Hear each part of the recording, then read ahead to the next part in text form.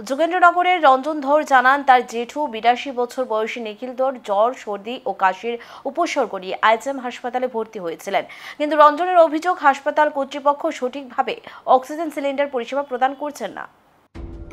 রঞ্জন দাবি করেন, জেঠু ভর্তি হওয়ার পর তিনি একাধিকবার হাসপাতাল কর্তৃপক্ষের সঙ্গে বিষয়টি নিয়ে কথা বলেছেন। তিনি আরো জানায়, শুধু তার জেঠুই নয়, আরো অনেক সংকটাপন্ন রোগীর ক্ষেত্রে অক্সিজেন সরবরাহে অনিয়ম নজরে এসেছে।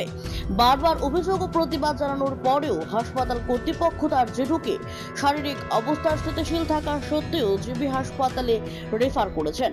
রঞ্জনের অভিযোগ, এটি মূলত তার প্রতিবাদের কারণে নেওয়া হিংসাত্মক পদক্ষেপ।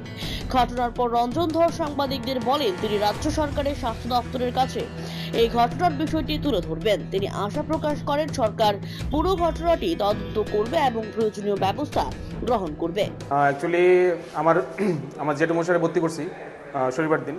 ভর্তি করার পরে তার জ্বর ছিল, কাশি হইতো, তো তাই ভর্তি করছি। ওই দিনকে কি শুরু হয়েছে, আমি আইসি করে দেখতেছি এখানে যে অক্সিজেনের সিস্টেমটা আছে, অক্সিজেন যে ডাক্তার দিতেছে পেশেন্টের, ওইটা আনহাইজিনিক। আমি ওই দিন প্রসেস করছি, তারপরে তারা চুপ হয়েছে। আজকেও সেম একজন রুগী স্ট্রোক করছে, তারে অক্সিজেন দিয়ে রাখছে, ইভেন অক্সিজেন যাইতেছেই না। আমি বলতেছি, ভাই এটা তো অক্সিজেন নাই, তারপর গিয়ে অক্সিজেন লাগাচ্ছে। এই প্রোটেস্ট করার পরতে আমার পেশেন্ট ভালো চলতেছে, আমার পেশেন্ট রেফার করেছে জিবি।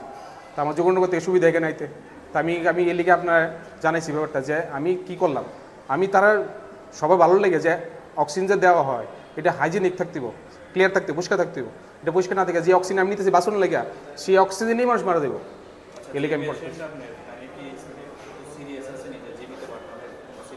না আমার রিপোর্ট দেখলে বুঝতে পারবেন। আমার অক্সিজেন যে এই যে লাঞ্চের রিপোর্টটা, এই রিপোর্টটা হচ্ছে খারাপ রিপোর্ট। আমার এখানে আমার পাশে বেডে আছে, ওনারা রাখতেছে, আমার রাখতেছে না।